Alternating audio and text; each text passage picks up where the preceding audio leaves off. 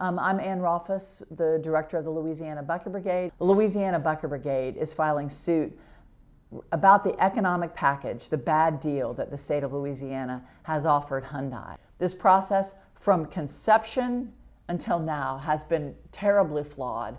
We're taking the state to court because they didn't even do the most basic things they should do to be accountable in this very expensive project. The state constitution says that if you're going to put together a complex financial package and you're going to issue bonds, then you have to run it in front of the state bond commission.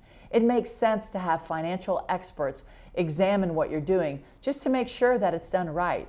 But the state didn't do that. The state ignored the Louisiana Constitution and instead proceeded with its plan to fork over hundreds of millions of dollars to Hyundai, and that's what we're challenging.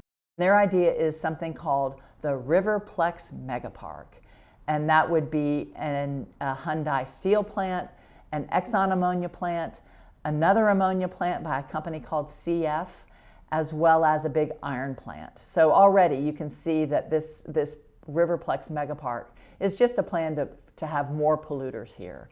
And one of the things that's really devastating about the idea for this industrialization is that there are people who live in the area, and there are families there who have been there for generations. But now the parish and the state want to radically transform that area by way of industrialization. And as if that weren't bad enough, they want to give these companies hundreds of millions of dollars to do it.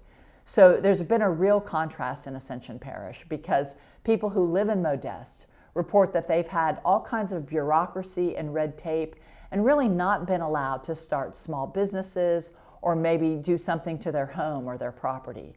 And yet, when you look at what's happening with Hyundai, the state is not only allowing them to radically industrialize the area, but they're giving $600 million of our money, of taxpayer money, to make this happen. And one of the things that's so disturbing in this is that at the end of last year, the state bought land for $91 million. And what are they going to do with that land? Are they going to give it to local people? Are they going to create parks or recreation areas or something that would benefit all of us? No. The state is giving $91 million worth of land. They're basically giving it to Hyundai for its steel plant. Yes, Hyundai's going to have to lease that land, but you know what the cost is? $1 a year for the next 32 years, at which point Hyundai can buy all of that property, over 1,700 acres, for $99. Has the state given land to local people? Has the state invested in us the way that we're investing in Hyundai? I don't think so. I mean, I think if you want to spur the economy, then you put money in the pockets of those of us who live in Louisiana. You pay teachers more, pay firefighters more, pay the people who provide local services more.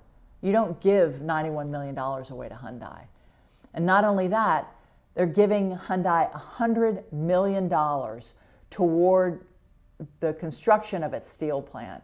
So when Hyundai goes to build its facility, it's getting $100 million from the state of Louisiana to do that. And the best description of this bad plan is in an email from a Hyundai official to one of the employees at the Louisiana Economic Development Agency. The representative from Hyundai sent a state official an email summarizing the deal, and the way that he described what Hyundai was getting was free land and infrastructure. Have any people in Louisiana who live here, have any of us gotten free land or infrastructure to start our businesses? I can think of a lot of small business people here in our state who could really benefit from a partnership with the state or from some incentive. But instead, our state is pouring hundreds of millions of dollars into Hyundai. And that's why we're challenging this deal. From the beginning, the plan has been terribly flawed. Number one, they didn't even tell local people it's happening.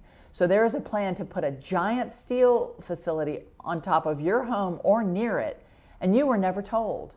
Number two, the process has been secretive. The state of Louisiana had officials, our legislators, some of the local council people, even the superintendent of schools had to sign a non-disclosure agreement with the state saying that they would not discuss this project. And then the third flaw in this project is that there are massive financial giveaways from our state to one of the richest corporations on earth, Hyundai, a company that's not even headquartered in the United States. This is the same playbook that Louisiana has used for the last 75 years to imagine that economic development can be had from industrialization and pollution. But if all of these companies and all of these industries were so great for us, then Louisiana would be rich. But instead, we're one of the poorest states in the country, and bad deals like this are one of the reasons why.